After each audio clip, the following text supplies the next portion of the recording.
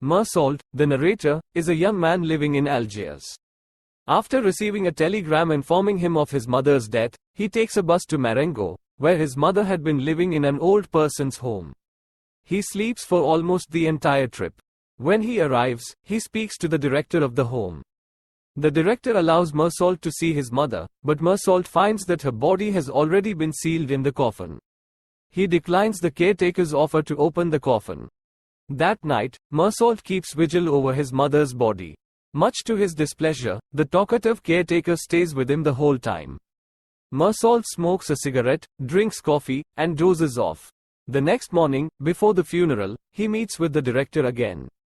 The director informs him that Thomas Perez, an old man who had grown very close to Mersault's mother, will be attending the funeral service. The funeral procession heads for the small local village, but Perez has difficulty keeping up and eventually faints from the heat. Mersault reports that he remembers little of the funeral. That night, he happily arrives back in Algiers. The next day, Mersault goes to the public beach for a swim. There, he runs into Marie Cardona, his former co-worker. The two make a date to see a comedy at the movie theater that evening. After the movie, they spend the night together. When Mersault wakes up, Marie is gone. He stays in bed until noon and then sits on his balcony until evening, watching the people pass on the street. The following day, Monday, Mersault returns to work.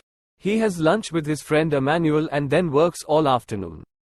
While walking upstairs to his apartment that night, Mersault runs into Salamano, an old man who lives in his building and owns a mangy dog. Mersault also runs into his neighbor, Raymond Sintz, who is widely rumored to be a pimp. Raymond invites Mersault over for dinner. Over the meal, Raymond recounts how he beat up his mistress after he discovered that she had been cheating on him. As a result, he got into a fight with her brother. Raymond now wants to torment his mistress even more, but he needs Mersault to write a letter to lure his mistress back to him. Mersault agrees and writes the letter that night.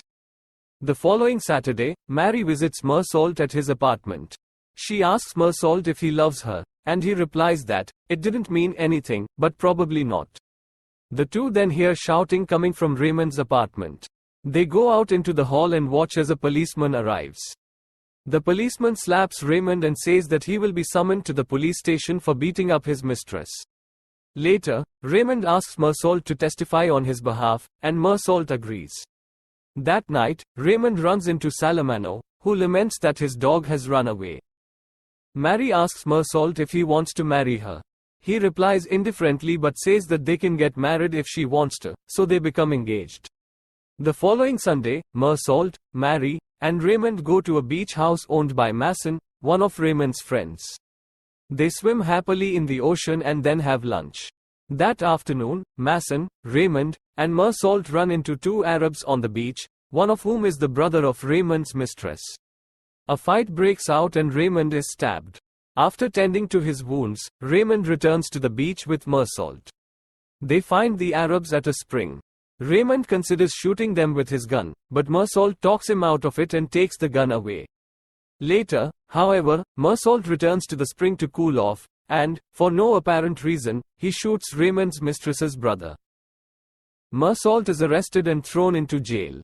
His lawyer seems disgusted at Mersault's lack of remorse over his crime, and, in particular, at Mersault's lack of grief at his mother's funeral.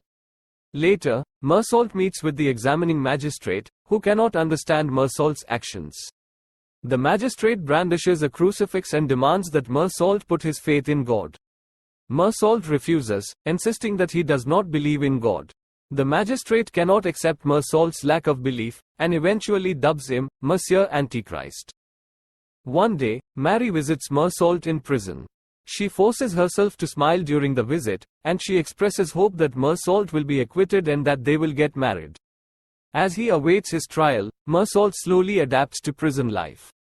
His isolation from nature, women, and cigarettes torments him at first, but he eventually adjusts to living without them, and soon does not even notice their absence.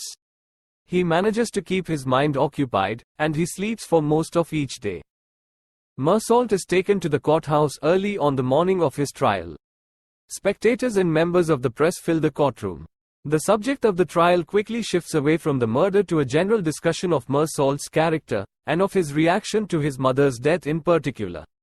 The director and several other people who attended the vigil and the funeral are called to testify, and they all attest to Mersault's lack of grief or tears.